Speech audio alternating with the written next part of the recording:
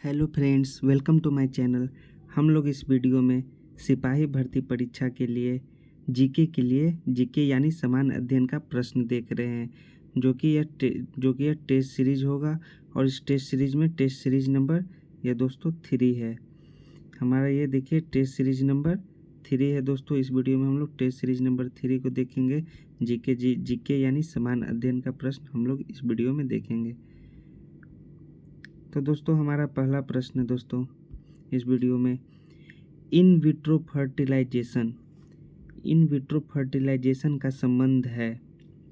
हमारा option A है दोस्तों जैविक प्रौद्योगिकी से, ऑप्शन बी है दोस्तों अनुवांशिक अभियांत्रिकी से, ऑप्शन सी है दोस्तों परख नली शिशु से, और ऑप्शन डी है दोस्तों अति चालकता से।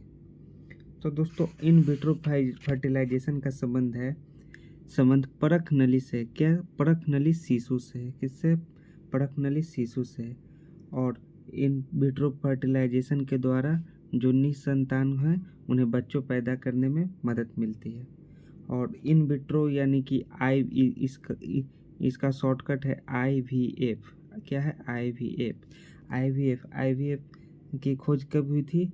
1977। कब? 1977 में पैट्रिक स्टेपो एवं रॉबर्ट एडवर्ड ने IVF की खोज की थी। और IVF से 1978 यानी 1978 में पहला बच्चा जन्मा, इसे टेस्ट ट्यूब बेबी कहते हैं।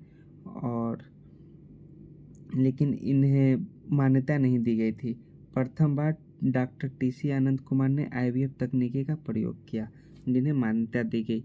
सबसे फर्स्ट इंडिया में 1978 में प्रयोग किया गया था, जिन्हें मान्यता नहीं दी गई।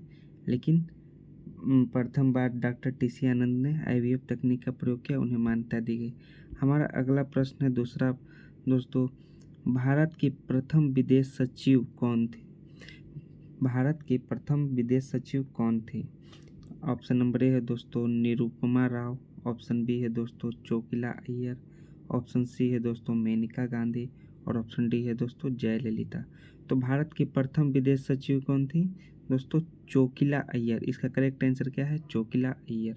चोकिला अय्यर भारत की प्रथम विदेश सचिव थी। और ये जो मेनका गांधी हैं, ये क्या थी? लोकसभा की सांसद। क्या थी? सांसद थी। कहाँ? लोकसभा की। किसकी? लोकसभा।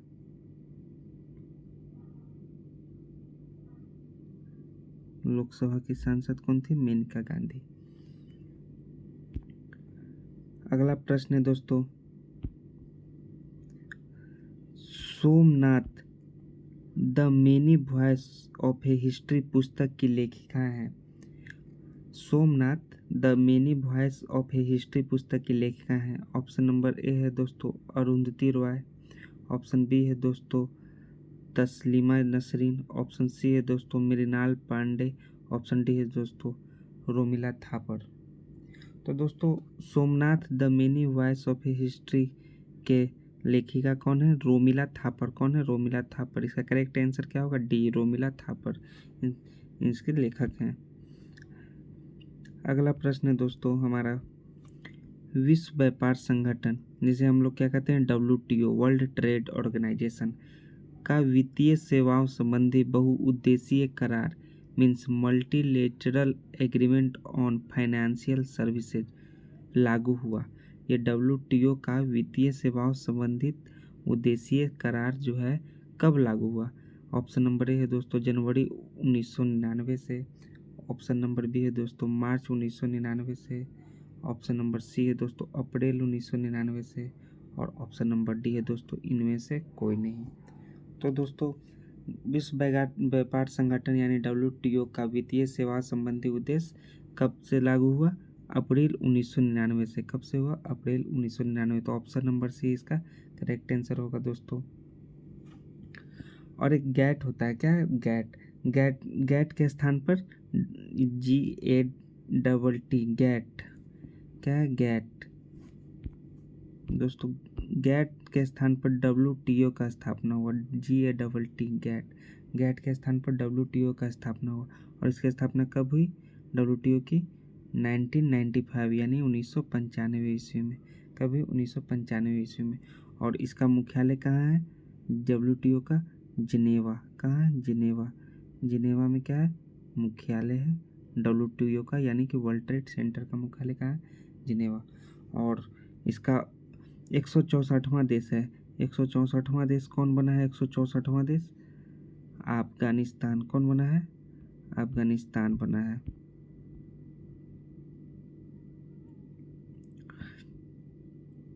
अगला प्रश्न दोस्तों, समावेशी समृद्धि के लिए आवश्यक है।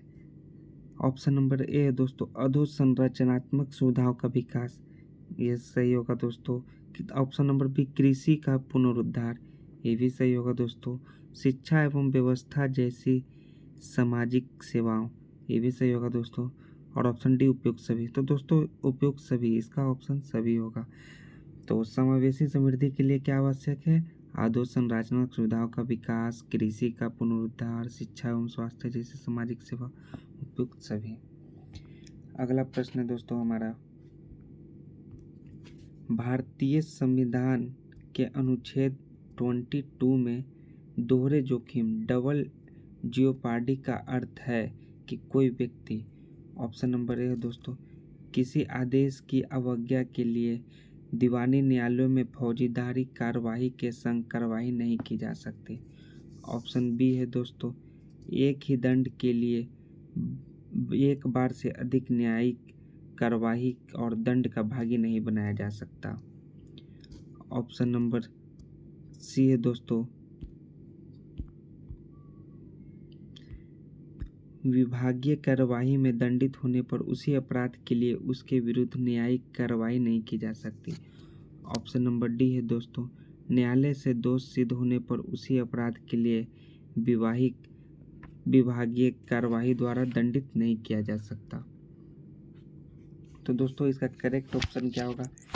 ऑप्शन नंबर बी होगा, एक ही अपराध के लिए एक बार से अधिक न्यायिक कार्यवाही और दंड का भागी नहीं बनाया जा सकता। एक बार में एक ही बार उन्हें न्यायिक कार्यवाही और दंड का भागी बनाया जा सकता है, एक बार से अधिक नहीं बनाया जा सकता है। तो हमारा अगला प्रश्न है दोस्तों, कोई व्यक्ति राष्ट्रपति के रूप में निर्वाचित होने का पात्र तभी होगा जब वह, तो राष्ट्रपति के निर्वाचन होने के लिए क्या क्या क्राइटेरिया दोस्तों? ऑप्शन नंबर ए है भारत का नागरिक हो एवं 35 वर्ष की आयु पूरी कर चुका हो। ऑप्शन नंबर बी है दोस्तों लोकसभा का सदस्य निर्वाचित होने की योग्यता रखता हो। ऑप्शन नंबर सी है दोस्तों भारत सरकार या राज्य सरकार या किसी अन्य लाभ के पद पर आसीन न हो। ऑप्शन नंबर डी है दोस्तों उपयुक्त सभी। तो दोस्तों वो भारत का नागरिक हो, 35 वर्ष की आयु पूरा कर चुका हो, ये भी सही होगा। लोकसभा का सदस्य निर्वाचित होने की योग्यता रखता हो, ये भी सही होगा। वो किसी लाभ के पद पर आसीन न हो, ये भी सही होगा। तो दोस्तों ऑप्शन नंबर डी इसका करेक्ट आंसर है। तो राष्ट्रपति के रूप में निर्वाचित होने के पात्र तभी होगा जब वो भारत का नागरिक हो, 35 वर्ष की आयु पूरा कर चुका हो, लोकसभा का सदस्य का योग्यता रखता हो, किसी अन्य लाभ के पद पर आसीन न हो इत्यादि, तभी वह निर्वाचित होने का पात्र होगा। हमारा अगला प्रश्न है दोस्तों, राज्य के कार्यपालिका शक्ति का प्रधान होता है। राज्य के कार्यपालिका शक्ति का प्रधान होता है। ऑप्शन नंबर ए है दोस्तों राष्ट्रपति। ऑप्शन नंबर बी है दोस्तों राज्यपाल। ऑप्शन नंबर सी है दोस्तों मुख्यमंत्री। ऑप्शन नंबर डी है दोस्तों विधानसभा अध्यक्ष। तो राज्य के कार्यपालिका शक्ति का प्रधान कौन होता है दोस्तों? राज्यपाल। कौन होता है? राज्यपाल। और राज्यपाल की नियुक्ति कौन करते हैं? राष्ट्रपति। कौन करते हैं? राष्ट्रपति। कौन करते हैं? राष्ट्रपति करते हैं दोस्तों। देखिए राष्ट्रपति, राज्यपाल का चुनाव कौन करते हैं? राष्ट्रपति करते हैं। अगला प्रश्न है दोस्तों, जिला परिषद का सचिव होता है। जिला परिषद का सचिव होता है। जिला परिषद का सचिव कौन होता है दोस्तों? ऑप्शन नंबर ए है जिला विकास पदाधिकारी। ऑप्शन नंबर बी है दोस्तों अनुमंडलीय। ऑप्शन नंबर बी है दोस्तों जिला अधिकारी। ऑप्शन नंबर सी है दोस्तों प्रखंड विकास पदाधिकारी। ऑप्शन नंबर डी है दोस्तों अनुमंडलीय पदाधिकारी। तो जिला परिषद का सचिव कौन होता है दोस्तों? जिला परिषद का सचिव होता है जिला विकास पदाधिकारी। कौन होता है? जिला विकास पदाधिकारी। अगला प्रश्न है हमारा दोस्तों, हड़प्पा सभ्यता संबंधित है। ये हमारा दोस्तों हिस्ट्री का प्रश्न है। हड़प्पा सभ्यता संबंधित है, किस चीज़ से संबंधित है दोस्तों? ऑप्शन नंबर ए है कांस्य युग से, यानी कांसा के युग से। ऑप्शन नंबर बी है दोस्तों नवपाषाण युग से। ऑप्शन नंबर सी है दोस्तों पाषाण युग से। और ऑप्शन नंबर डी है दोस्तों लौह युग से। तो दोस्तों हड़प्पा सभ्यता किस युग से संबंधित है दोस्तों? तो हड़प्पा सभ्यता जो है हमारा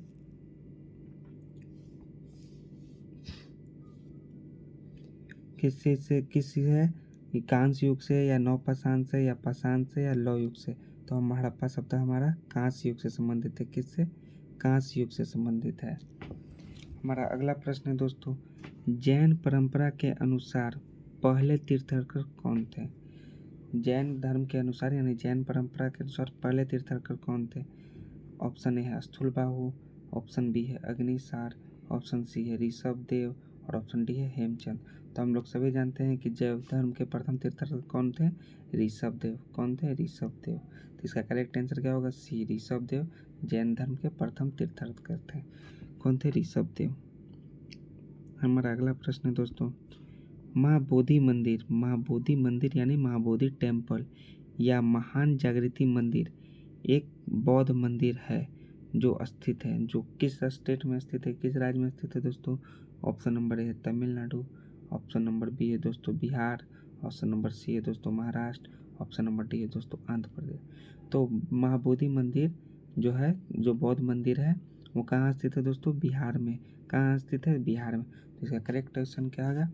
बी। करेक्ट ऑप्शन क्या होगा? बी। बी यानी बिहार। बिहार में महाबोधि मंदिर या महाबोधि टेम्पल जो है स्थित है। अगला प्रश्न है दोस्तों हमारा इस वीडियो का, हर्षवर्धन की मृत्यु हुई थी। हर्षवर्धन की मृत्यु कब हुई थी? जो हर्षवर्धन है, राजा हर्षवर्धन, उसकी मृत्यु कब हुई थी? ऑप्शन नंबर ए है दोस्तों 647 ईस्वी, ऑप्शन बी है दोस्तों 648 ईस्वी, ऑप्शन सी है दोस्तों 640 ईस्वी, ऑप्शन डी है दोस्तों 635 ईस्वी। तो हर्षवर्धन की मृत्यु कब हुई थी दोस्तों? 647 ईस्वी में हुई थी। कब हुई थी? 647 ईस्वी। तो इसका करेक्ट ऑप्शन क्या होगा दोस्तों? ए यानी 647 ईस्वी। और हर्षवर्धन की मृत्यु जब 647 ईस्वी में हुई, तो इनका जन्म कब हुआ? जन्म हुआ इनका 590 ईस्वी में। कब हुआ? 590 ईस्वी। 590 ईस्वी में राजा हर्षवर्धन का जन्म हुआ। हमारा अगला प्रश्न है दोस्तों, महमूद गजनवी के साथ भारत आने वाला प्रसिद्ध इतिहासकार कौन था? जो महमूद गजनवी जो है सोमनाथ मंदिर पर जिसने हमला किया था, उनके साथ आने वाला प्रसिद्ध इतिहासकार कौन था? ऑप्शन ए है दोस्तों फरिश्ता, ऑप्शन बी है दोस्तों अल-बरूनी, ऑप्शन सी है दोस्तों अफीफ और ऑप्शन डी है दोस्तों इब्न बतूता। तो दोस्तों महमूद गजनवी के साथ भारत आने वाला प्रथम इतिहासकार कौन था? अल-बरूनी था। कौन था? अल-बरूनी।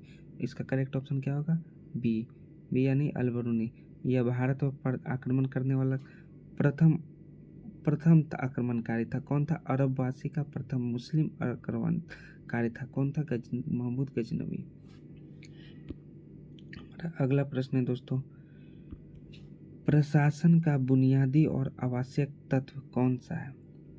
ऑप्शन ए है दोस्तों बजट, ऑप्शन बी है दोस्तों संगठन, ऑप्शन सी है दोस्तों अनुशासन और ऑप्शन डी है दोस्तों प्रशासनिक कानून। तो प्रशासन का बुनियादी और आवश्यक तत्व क्या है दोस्तों? संगठन। क्या है? संगठन। तो इसका करेक्ट ऑप्शन क्या होगा? संगठन। अगला प्रश्न दोस्तों, बाबर ने तुजुक के बावड़ी किस भाषा में लिखी थी? बाबर का आत्मकथा है तुजुक के बावड़ी। तुजुक के बावड़ी एक आत्मकथा है जो किस भाषा में लिखी गई थी? ऑप्शन ए है फारसी, ऑप्शन बी है दोस्तों तुर्की, ऑप्शन सी है दोस्तों उर्दू और ऑप्शन डी है दोस्तों अरबी। तो तुजुक के बाबरी जो एक आत्मकथा है बाबर की, वो तुर्की भाषा में लिखी थी है, तुर्की भाषा में। और एक फारसी, इसी का फारसी भाषा में अनुवाद किया गया है जिसका नाम क्या है? बाबरनामा। क्या है? बाबरनामा। क्या है? बाबरनामा। जिसे कि फारसी भाषा में अनुवाद किया गया है। किसको? तुजुक के बाबरी को। हमारा अगला प्रश्न है दोस्तों, प्लासी का युद्ध मैदान कहाँ स्थित है?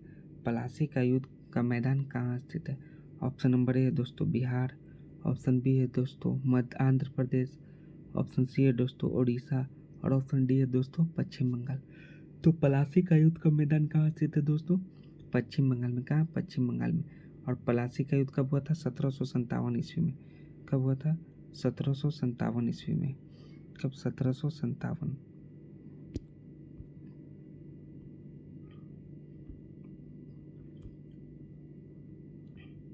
कब? 1757 ईस्वी में प्लासी का युद्ध हुआ था।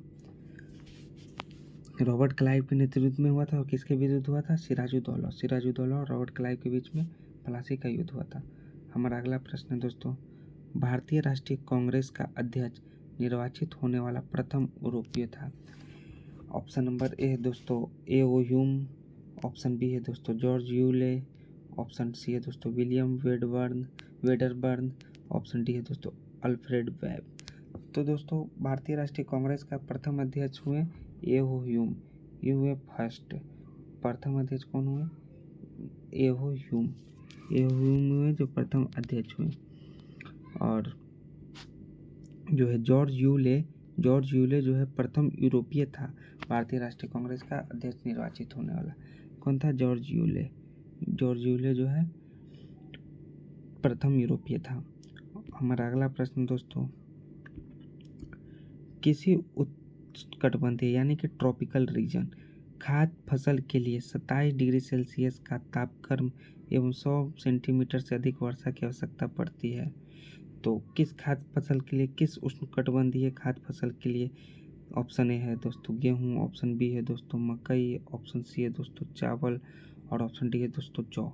तो दोस्तों 27 डिग्री सेल्सियस का तापक्रम और 100 सेंटीमीटर से अधिक वर्षा की आवश्यकता किस फसल के लिए पड़ती है दोस्तों? तो चावल के लिए पड़ती है। किसके लिए? चावल यानी धान की खेती के लिए 27 डिग्री सेल्सियस का तापक्रम और 100 डिग्री सेल्सियस से अधिक वर्षा की ज़रूरत पड़ती है। और जो चावल जो है ये भारत का मुख्य फसल है और सबसे अधिक कहाँ उत्पादन किया जाता है? सबसे अधिक यह चीन में उत्पादन किया जाता है। कहाँ? चीन में चावल यानी कि धान का सबसे अधिक उत्पादन चीन में होता है। और भारत विश्व का दूसरा है। भारत क्या है? सेकंड है। क्या है? सेकंड उत्पादन में कौन है? भारत। और फर्स्ट में कौन है? चीन। और भारत में सबसे ज़्यादा चावल कहाँ होता है? पश्चिम बंगाल में। कहाँ? पी से पश्चिम, बी से बंगाल या फिर डब्ल्यू बी हम लिख सकते हैं पश्चिम बंगाल को दोस्तों। हमारा अगला प्रश्न दोस्तों, केंद्रीय चावल अनुसंधान संस्थान कहाँ स्थित है? केंद्रीय चावल अनुसंधान संस्थान कहाँ स्थित है?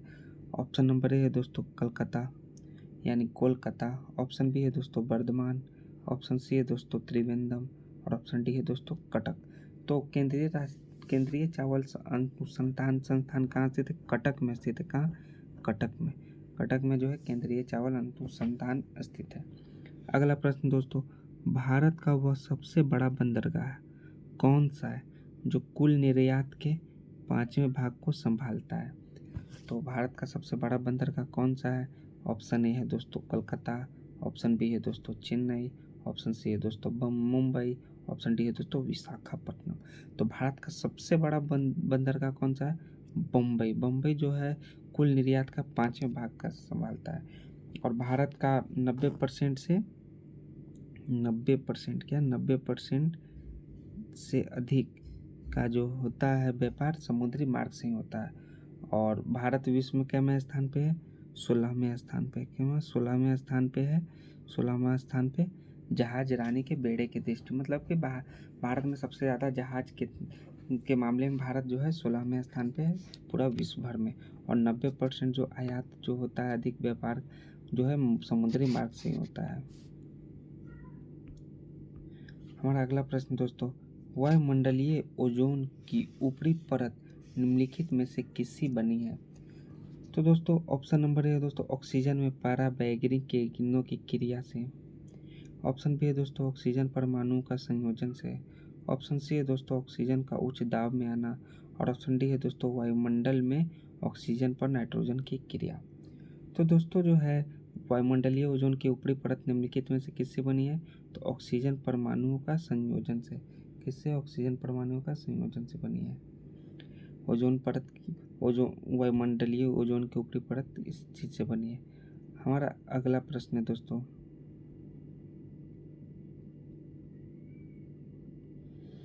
भूचाल। क्या है? भूचाल। भूचाल का अपकेंद्र कहाँ होता है? भूचाल का अपकेंद्र कहाँ होता है? ऑप्शन ए है दोस्तों वह भाग जहाँ से भूकंप का उद्गम होता है। ऑप्शन बी है दोस्तों वह बिंदु जो ज्वालामुखी प्रणव होता है। ऑप्शन सी है दोस्तों वह बिंदु जहाँ से भूकंपीय तरंगों की तीव्रता घट जाती है। और ऑप्शन डी है दोस्तों पृथ्वी की सतह पर वह बिंदु जो भूकंप उद्गम केंद्र पर ऊर्ध्वाधर होता है। तो दोस्तों भूचाल का केंद्र क्या होता है? पृथ्वी की सतह पर वह बिंदु जो भूकंप उद्गम केंद्र पर ऊर्ध्वाधर होता है, यानी कि ऑप्शन नंबर डी इसका करेक्ट आंसर होगा। वह भाग जहाँ से भूकंप का उद्गम होता है, ये गलत है, ये भी गलत है, ये भी गलत है। इसका करेक्ट आंसर क्या होगा? डी। हमारा अगला प्रश्न है दोस्तों, अंकलेश्वर। अंकलेश्वर के लिए जाना जाता है। अंकलेश्वर किस चीज़ के लिए जाना जाता है? किस लिए प्रसिद्ध है अंकलेश्वर? ऑप्शन ए है दोस्तों स्वर्ण के लिए। ऑप्शन बी है दोस्तों कोयला के लिए। ऑप्शन सी है दोस्तों गैस के लिए। और ऑप्शन डी है दोस्तों तेल के लिए। तो अंकलेश्वर जो है सबसे ज़्यादा तेल के लिए प्रसिद्ध है। तेल के लिए क्या है? विश्व प्रसिद्ध है अंकलेश्वर। और भारत में तेल का उत्पादन उपयोगिता के बीच काफी अंतर है। और भारत लगभग 84%, कितना? 84%, सॉरी कितना? 84% जो है, 84% जो है आयात करता है। क्या है? भारत तेल का आयात करता है। हमारा अगला प्रश्न दोस्तों, लक्षद्वीप के लोग निम्नलिखित में से कौन सी भाषा बोलते हैं? ऑप्शन ए है दोस्तों मलयालम। ऑप्शन बी है दोस्तों कन्नड़। ऑप्शन सी है दोस्तों तमिल। ऑप्शन डी है दोस्तों तेलुगु। तो लक्षद्वीप के जो लोग हैं दोस्तों वो मलयालम बोलते हैं। क्या बोलते हैं? मलयालम। और मलयालम बोलते हैं। और जो केरल जो है, केरल के अंतर्गत लक्षद्वीप का क्या आता है? हाई कोर्ट आता है। लक्षद्वीप जो है केरल हाई कोर्ट के अंदर आता है, यानी कि केरल हाई कोर्ट के अंदर क्या आता है? लक्षद्वीप। हमारा अगला प्रश्न है दोस्तों, वर्ष 2011 या वर्ष 2011 की जनगणना के अनुसार निम्नलिखित में से किस राज्य में बालक बालिका अनुपात सबसे कम है? तो वर्ष 2011 के अनुसार किस राज्य में बालक बालिका का अनुपात सबसे कम है? ऑप्शन ए है दोस्तों छत्तीसगढ़। ऑप्शन बी है दोस्तों पंजाब। ऑप्शन सी है दोस्तों केरल। और ऑप्शन डी है दोस्तों हरियाणा। तो दोस्तों 2011 के जनगणना के अनुसार हरियाणा, यानी कि ऑप्शन डी हरियाणा में बालक बालिका का अनुपात सबसे कम है। क्या था? बालक और बालिका का अनुपात 2011 के समय 879 के ना 879 जो था पर 1000 बच्चियों पर बच्चियों का संख्या। हमारा अगला प्रश्न दोस्तों, निम्नलिखित में से किस खाद्य पदार्थ में एक ही मात्रा में अधिकतम कैलोरी मान विद्यमान है? तो किस खाद्य पदार्थ में एक ही मात्रा में अधिकतर कैलोरी विद्यमान है? ऑप्शन ए है दोस्तों मक्खन। ऑप्शन बी है दोस्तों सेव। ऑप्शन डी सी है दोस्तों पनीर। और ऑप्शन डी है दोस्तों चीनी। तो एक ही मात्रा में अधिक कैलोरी किस में विद्यमान है दोस्तों? मक्खन में। किससे? मक्खन में। तो ऑप्शन नंबर ए इसका क्या होगा? करेक्ट आंसर होगा। तो इसमें सबसे ज़्यादा विद्यमान होते हैं कैलोरी। हमारा अगला प्रश्न दोस्तों, लाफिंग गैस। क्या है? Laughing gas. लाफिंग गैस का रासायनिक नाम क्या है? लाफिंग गैस का रासायनिक नाम क्या है? ऑप्शन ए है दोस्तों नाइट्रिक ऑक्साइड। ऑप्शन बी है दोस्तों nitrogen dioxide. Option number C है दोस्तों नाइट्रोजन पेंटाऑक्साइड। और ऑप्शन नंबर डी है दोस्तों नाइट्रो ऑक्साइड। तो दोस्तों लाफिंग गैस जो है, लाफिंग गैस में का रासायनिक नाम क्या है? Nitrous oxide. क्या है?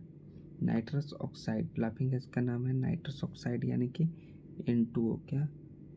N2O जो है लाफिंग गैस का रासायनिक नाम है। हमारा अगला प्रश्न है दोस्तों, पीतल किसकी मिश्र धातु थे? पीतल जो है वो किसकी मिश्र धातु, यानी कि पीतल किन दो चीज़ों से मिलकर बना होता है? ऑप्शन ए है दोस्तों सीसा एवं टीन। ऑप्शन बी है दोस्तों जस्ता एवं तांबा। ऑप्शन सी है दोस्तों एंटमनी टीन और सीसा। ऑप्शन डी है दोस्तों जस्ता टीन और तांबा। तो पीतल किसकी मिश्र धातु है दोस्तों? जस्ता और तांबा के। किसकी? जस्ता और तांबा के मिश्र धातु क्या है? पीतल। पीतल पीतल किसकी मिश्र धातु है? जस्ता और तांबा की। हमारा अगला प्रश्न है दोस्तों, प्राकृतिक गैस का मुख्य घटक है। प्राकृतिक गैस यानी कि नेचुरल गैस। नेचुरल गैस यानी कि प्राकृतिक गैस का मुख्य घटक क्या है? मीथेन, इथेन, ब्यूटेन या प्रोपेन। तो दोस्तों प्राकृतिक गैस का मुख्य घटक क्या होता है? मीथेन होता है। क्या होता है? मीथेन। इसका करेक्ट आंसर क्या होगा? मीथेन यानी कि CH4 यानी कि CH4 यानी कि मीथेन है जो प्राकृतिक गैस का प्रमुख घटक है। हमारा अगला प्रश्न है दोस्तों, दिया सलाई यानी कि मैच स्टिक जो हम लोग चलाते हैं में प्रयोग किया जाने वाला फास्फोरस का अपर रूप होता है। अपर रूप यानी कि फास्फोरस का अपर रूप क्या होता है? कोई भी फास्फोरस, लाल फास्फोरस, ऑप्शन सी बैंगनी फास्फोरस, ऑप्शन डी ब्लैक यानी कि कृष्ण फास्फोरस। तो दोस्तों जो है दिया सलाई में प्रयोग किया जाने वाला फास्फोरस का अपरूप क्या आता है? लाल फास्फोरस। क्या होता है? लाल फास्फोरस। इसका करेक्ट आंसर क्या होगा? बी।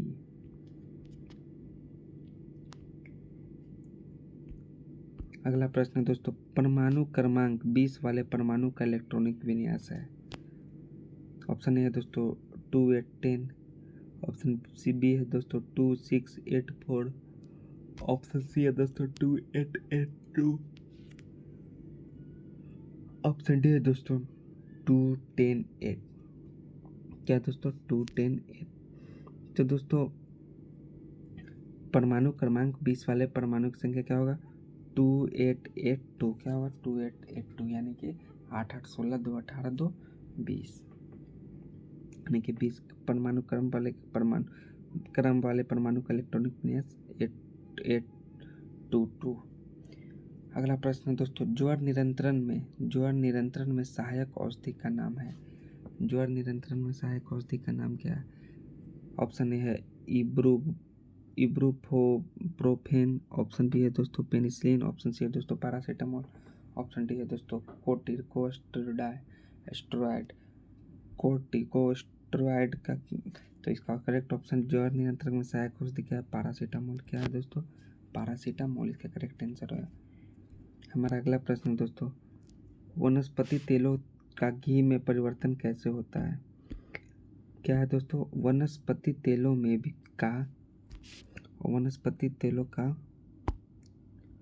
घी में परिवर्तन कैसे होता है? ऑप्शन ए है दोस्तों जल विघटन द्वारा, ऑप्शन बी है दोस्तों एगार एगार के संयोजन से, ऑप्शन सी है दोस्तों ऑक्सीजन द्वारा वायु तथा एक उत्प्रेरक का उपयोग करके, ऑप्शन डी है दोस्तों हाइड्रोजनीकरण द्वारा। क्या? हाइड्रोजनीकरण द्वारा। तो दोस्तों वनस्पति तेलों का घी में परिवर्तन कैसे होता है? हाइड्रोजनीकरण द्वारा। किसके द्वारा? हाइड्रोजनीकरण के द्वारा प्राप्त किया जाता है। तब हमारा अगला प्रश्न है, तो इसका करेक्ट आंसर क्या होगा दोस्तों? हाइड्रोजनीकरण। क्या होगा? हाइड्रोजनीकरण। हम इसका क्या होगा करेक्ट? हाइड्रोजनीकरण यानी वनस्पति तेलों का घी में परिवर्तन कैसे होता है? हाइड्रोजनीकरण के द्वारा। हमारा अगला प्रश्न है दोस्तों, समुद्री शैवाल क्या होता है? क्या है? समुद्री शैवाल में क्या होता है? समुद्री शैवाल में क्या होता है? ऑप्शन ए है दोस्तों क्लोराइड, ऑप्शन बी है दोस्तों आयोडाइड, ऑप्शन सी है दोस्तों लोहा, ऑप्शन डी है दोस्तों जस्ता। तो समुद्री शैवाल में क्या होता है? सबसे जाहिर सी बात है दोस्तों आयोडाइड। क्या होगा? आयोडाइड यानी कि नमक। आयोडाइड नमक होता है जो आयोडीन की मात्रा अधिक पाई जाती है समुद्री घास में सबसे ज़्यादा। हमारा अगला प्रश्न है दोस्तों इस वीडियो का जीके और जीके जीएस का, सेलुलोज निम्नलिखित में से किसका मुख्य घटक है? सेलुलोज जो है निम्नलिखित में से किसका मुख्य घटक?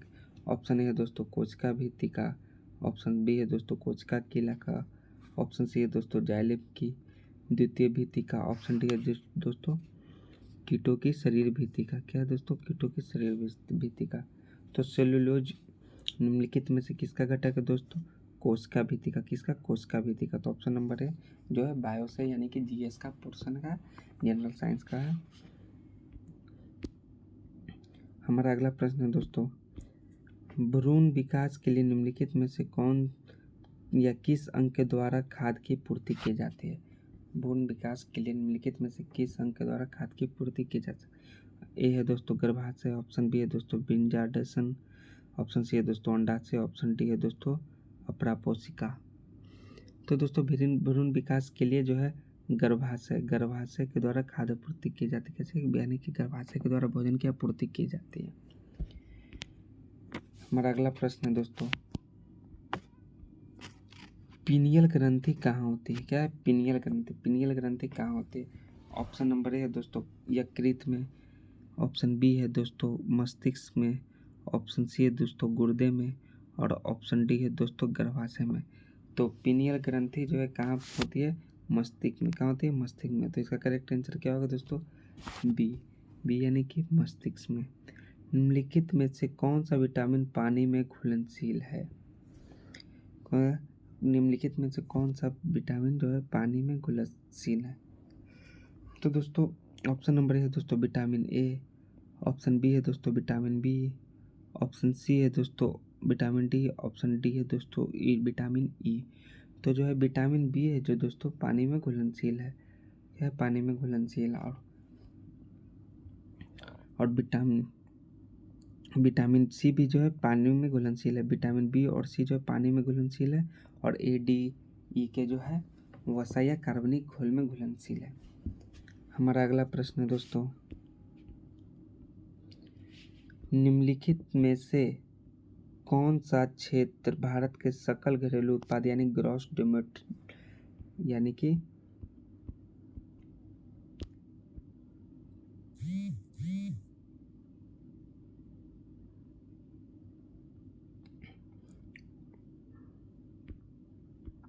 ग्रॉस डोमेस्टिक प्रोडक्ट यानी में सर्वाधिक योगदान देता है? ऑप्शन ए है दोस्तों प्राथमिक क्षेत्र यानी प्राइमरी सेक्टर, ऑप्शन बी है दोस्तों द्वितीय सेक्टर यानी सेकेंडरी सेक्टर, ऑप्शन सी है दोस्तों तृतीयक क्षेत्र, और ऑप्शन डी है दोस्तों तीनों बराबर योगदान देते हैं। तो कौन सा सर्वाधिक योगदान देता है दोस्तों इन तीनों सेक्टर में? तृतीयक क्षेत्र कौन देता है सबसे ज़्यादा? यानी कि टर्सरी सेक्टर यानी कि तृतीय क्षेत्रक जो है सबसे ज़्यादा योगदान देते हैं। हमारा अगला प्रश्न है दोस्तों, सूक्ष्म अर्थशास्त्र का संबंध होता है? क्या है? सूक्ष्म अर्थशास्त्र का संबंध होता है। ऑप्शन ए है दोस्तों व्यक्तिगत इकाई से, ऑप्शन बी है दोस्तों बड़े या समग्र से, ऑप्शन सी है दोस्तों राष्ट्रीय आय से, और ऑप्शन डी है दोस्तों इनमें से कोई नहीं। तो सूक्ष्म अर्थशास्त्र का संबंध किससे होता है दोस्तों? व्यक्तिगत इकाई से। किससे? व्यक्तिगत इकाई से सूक्ष्म शास्त्र का संबंध होता है। और समशिष्ट अर्थशास्त्र का उद्गम उदाहरण क्या है? बड़े या समग्र से। समशिष्ट मतलब बड़े या समग्र। बड़े या समग्र का क्या होगा? समशिष्ट। क्या होगा? समशिष्ट से होता है। हमारा अगला प्रश्न दोस्तों, जून 2023 तक भारत में कुल कितने रामसर स्थल हैं? क्या है? जून 2023 तक भारत में कुल कितने रामसर स्थल हैं? ऑप्शन नंबर ए दोस्तों 64 यानी 64, ऑप्शन बी है दोस्तों 49, ऑप्शन सी है दोस्तों 60, और ऑप्शन डी है दोस्तों 75। तो जून 2023 के अनुसार कितने रामसर जिले हैं? 75। कितने रामसर स्थल कितने? 75। तो ये दोस्तों बहुत वेरी वेरी इंपॉर्टेंट है, ये जो जून महीना का करेंट अफेयर्स का दोस्तों प्रश्न है दोस्तों, जो पिछले ही महीना का करेंट अफेयर्स का प्रश्न दोस्तों, कितने रामसर स्थल हैं? 75। अगला प्रश्न है दोस्तों, भारत में बेरोजगारी का प्रमुख कारण है? भारत में बेरोजगारी का प्रमुख कारण है। ऑप्शन ए है दोस्तों प्रति व्यक्ति निम्न आय, ऑप्शन बी है दोस्तों जनसंख्या में तीव्र वृद्धि, ऑप्शन सी है दोस्तों कृषि पर कम जनभार, और ऑप्शन डी है दोस्तों इनमें से कोई नहीं। तो भारत में बेरोजगारी का प्रमुख कारण क्या है दोस्तों? जनसंख्या में तीव्र वृद्धि, यानी कि जनसंख्या में बहुत ही तेजी से बढ़ना जो है भारत में बेरोजगारी का सबसे प्रमुख कारण है। क्या है भारत में बेरोजगारी सबसे प्रमुख कारण? क्या है? जनसंख्या में वृद्धि होना। हमारा अगला प्रश्न है दोस्तों, मुस्लिम लीग के संविधान सभा का बहिष्कार किया क्योंकि? मुस्लिम लीग जो है संविधान सभा का बहिष्कार किया क्योंकि? ऑप्शन ए दोस्तों संविधान सभा का अध्यक्ष किसी मुस्लिम नेता को बनाना चाहता था, ऑप्शन बी है दोस्तों संविधान सभा में उसे उचित प्रतिनिधित्व नहीं मिला था, ऑप्शन सी है दोस्तों वो मुसलमानों के लिए एक अलग संविधान सभा चाहते थे, ऑप्शन डी है दोस्तों उपयुक्त सभी। तो मुस्लिम लीग के संविधान सभा का बहिष्कार करने का कारण क्या था? वो मुस्लिमों के लिए एक अलग संविधान सभा चाहते थे। इसका करेक्ट ऑप्शन क्या होगा दोस्तों? सी, यानी कि वो मुसलमानों के लिए अलग संविधान सभा चाहती थी। और हम अगले प्रश्न देखते हैं दोस्तों, जीके जीएस का अगला प्रश्न हमारा क्या है, अध्यात्मात्मक शासन प्रणाली में प्रशासन पर कार्यकारी नियंत्रण का प्रयोग कौन करता है? तो ऑप्शन नंबर ए है दोस्तों हमारा प्रधानमंत्री, ऑप्शन नंबर बी है दोस्तों गवर्नर, ऑप्शन सी है दोस्तों राष्ट्रपति और ऑप्शन डी है दोस्तों क्या है मंत्रिमंडल। तो अध्यात्मात्मक शासन प्रणाली में प्रशासन पर कार्यकारी नियंत्रण का प्रयोग कौन करता है दोस्तों? तो राष्ट्रपति करता है। कौन करता है? राष्ट्रपति। राष्ट्रपति इसका प्रयोग करता है। अगला प्रश्न है दोस्तों, निम्न में से कौन सा तत्व उत्कृष्ट गैस नहीं है? ऑप्शन नंबर ए है दोस्तों क्लोरीन, ऑप्शन बी है दोस्तों आर्गन, ऑप्शन सी है दोस्तों क्रिप्टन, ऑप्शन डी है दोस्तों टिटान। तो कौन सा उत्कृष्ट गैस नहीं है दोस्तों? तो है क्लोरीन। क्लोरीन यानी कि ऑप्शन ए यानी कि क्लोरीन जो है उत्कृष्ट गैस नहीं है इन चारों में से। अब हमारा अगला प्रश्न है दोस्तों, निम्न में से कौन सा तत्व हैलोजन समूह के तत्व है? क्या है दोस्तों? निम्न में से कौन सा तत्व हैलोजन समूह के तत्व है? ऑप्शन ए है दोस्तों फ्लोरीन, ऑप्शन बी है दोस्तों नियॉन, ऑप्शन सी है दोस्तों हीलियम, ऑप्शन डी है दोस्तों जेनॉन। तो इन चारों में क्या है दोस्तों? फ्लोरीन। क्या है दोस्तों? फ्लोरीन। फ्लोरीन जो है हाइड्रोजन समूह का तत्व है। कौन है? हाइड्रोजन समूह का तत्व क्या है? फ्लोरीन। फ्लोरीन इसका करेक्ट आंसर यानी कि ए यानी कि इसका करेक्ट आंसर होगा फ्लोरीन। निम्नलिखित में क्या जल से हल्का होता है? ऑप्शन ए है दोस्तों अल्मुनियम, ऑप्शन बी है दोस्तों सोडियम, ऑप्शन सी है दोस्तों मैग्नीशियम और ऑप्शन डी है दोस्तों मैग्नीज। तो निम्नलिखित में से कौन सा जल से हल्का होता है दोस्तों? सोडियम। क्या होता है? सोडियम जो है जल से भी हल्का होता है। इसका करेक्ट आंसर क्या होगा? सोडियम। सोडियम यानी कि ऑप्शन बी। अब हमारा अगला प्रश्न है दोस्तों, भारत में दल बदल विरोधी अधिनियम कब बना? भारत में दल बदल विरोधी अधिनियम कब बना?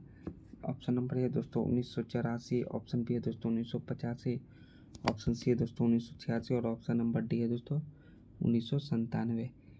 तो दोस्तों 1985 में ऑप्शन नंबर बी जो है दल बदल विरोधी अधिनियम बना। कब बना? 1985 में बना। कब बना? 1985 में। हमारा अगला प्रश्न है दोस्तों, ये करंट अफेयर से बहुत ही वेरी वेरी इंपॉर्टेंट है दोस्तों। हाल ही में आयोजित फुटबॉल टूर्नामेंट संतोष ट्रॉफी 2023 का खिताब किसने जीता है? तो संतोष ट्रॉफी 2023 का खिताब किसने जीता है?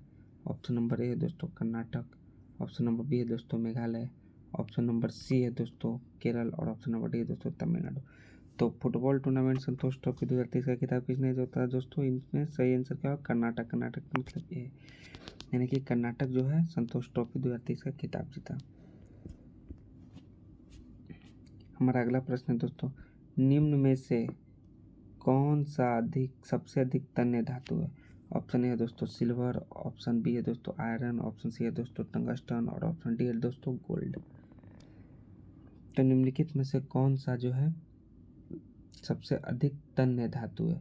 तन्य धातु इनमें से सबसे अधिक कौन सा है दोस्तों? सोना। क्या? गोल्ड। गोल्ड यानी कि सोना। सोना यानी कि अधिक है, सबसे तन्य धातु है।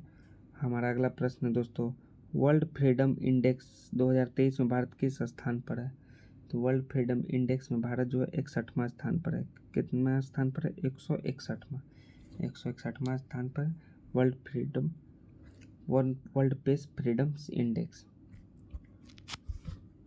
अब हमारा अगला प्रश्न है दोस्तों,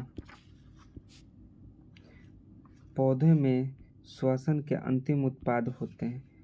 पौधों में श्वसन के अंतिम उत्पाद होते हैं। ऑप्शन ए है दोस्तों CO2, H2 और ऊर्जा, ऑप्शन बी है दोस्तों मंड और O2, ऑप्शन सी है दोस्तों शर्करा और O2 और ऑप्शन नंबर डी है दोस्तों O2। तो दोस्तों पौधे में श्वसन के अंतिम उत्पाद कौन होते हैं? CO2 भी होते हैं, H2 भी होते हैं और ऊर्जा भी होते हैं। तो इसका करेक्ट आंसर क्या होगा दोस्तों? ए यानी कि पौधे में श्वसन के लिए अंतिम उत्पाद CO2, H2 और ऊर्जा भी होते हैं। हमारा अगला प्रश्न है दोस्तों, एक मुद्रा जिसकी विनिमय दर में लगातार गिरावट की प्रवृत्ति हो वह कहलाती है। ऑप्शन नंबर ए है दोस्तों दुर्लभ मुद्रा, ऑप्शन बी है दोस्तों सुलभ मुद्रा, ऑप्शन सी है दोस्तों स्वर्ण मुद्रा और ऑप्शन डी है दोस्तों गर्म मुद्रा। तो दोस्तों जो है गर्म मुद्रा है जो दोस्तों लगातार गिरने की प्रकृति हो तो वह गर्म मुद्रा कहलाती हो। क्या लगातार गिरने की प्रवृत्ति क्या कहलाती है? गर्म मुद्रा। क्या? गर्म मुद्रा कहलाती है। इसका करेक्ट आंसर क्या होगा दोस्तों? Option number D. हमारा अगला प्रश्न है दोस्तों, खुला आकाश नीति यानी कि ओपन स्काई पॉलिसी क्या है? ओपन स्काई पॉलिसी क्या है दोस्तों? ऑप्शन ए है कर मुक्त नीति, ऑप्शन बी है दोस्तों मुक्त अर्थव्यवस्था की नीति, ऑप्शन सी है दोस्तों नागर विमानन मंत्रालय द्वारा निर्यात संवर्धन के लिए प्रारंभ की गई एक योजना, ऑप्शन डी है उपयुक्त सभी। तो खुला आकाश नीति यानी कि ओपन स्काई पॉलिसी क्या है दोस्तों? नागर विमानन मंत्रालय द्वारा निर्यात संवर्धन के लिए प्रारंभ की गई एक नई परियोजना है यानी कि योजना है। तो ऑप्शन नंबर सी क्या होगा? करेक्ट आंसर होगा। हमारा अगला प्रश्न है दोस्तों, भारत सरकार की राजस्व प्राप्तियों में से इनमें से क्या शामिल नहीं होता? ऑप्शन नंबर है दोस्तों ब्याज, ऑप्शन नंबर बी है दोस्तों लाभांश, लाभ और लाभांश, ऑप्शन नंबर सी है दोस्तों संपत्ति से किराया, ऑप्शन डी है दोस्तों ऋणों की वसूली। तो इसका करेक्ट आंसर क्या होगा? ऑप्शन नंबर डी यानी कि ऋणों का वसूली जो है भारत सरकार की राजस्व प्राप्तियों में से शामिल नहीं होता है। हमारा अगला प्रश्न दोस्तों,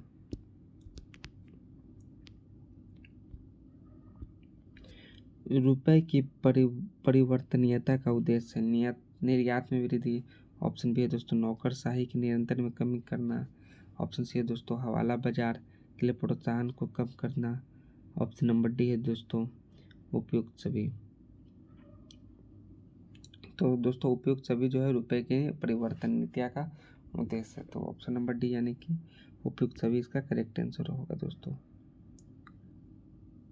हमारा अगला प्रश्न है दोस्तों, द्वैत शासन प्रणाली के तहत प्रांतीय राज्य विषयों में दो विभाग में विभाजित किया गया आरक्षित विषयों में निम्नलिखित में से कौन सा शामिल नहीं था? ऑप्शन ए है कानून व्यवस्था, ऑप्शन बी है दोस्तों स्थानीय प्रशासन, ऑप्शन सी है दोस्तों वित्त एवं भू राजस्व, ऑप्शन डी है दोस्तों खनिज संसाधन। क्या है? खनिज संसाधन। तो द्वैत शासन प्रणाली के तहत इसका करेक्ट आंसर क्या होगा दोस्तों? स्थानीय प्रशासन। क्या होगा? स्थानीय प्रशासन शामिल नहीं था। अगला प्रश्न है दोस्तों,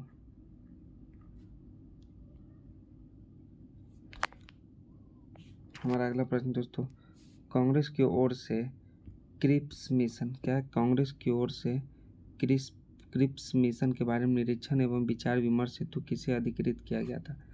ऑप्शन नंबर ए है दोस्तों जवाहरलाल नेहरू तथा doctor Rajendra Prasad, option number B है दोस्तों मौलाना आज़ाद एवं Jawaharlal Nehru, option number C है दोस्तों के एम मुंशी और तथा राजेंद्र प्रसाद, और ऑप्शन नंबर डी है दोस्तों इनमें से कोई नहीं।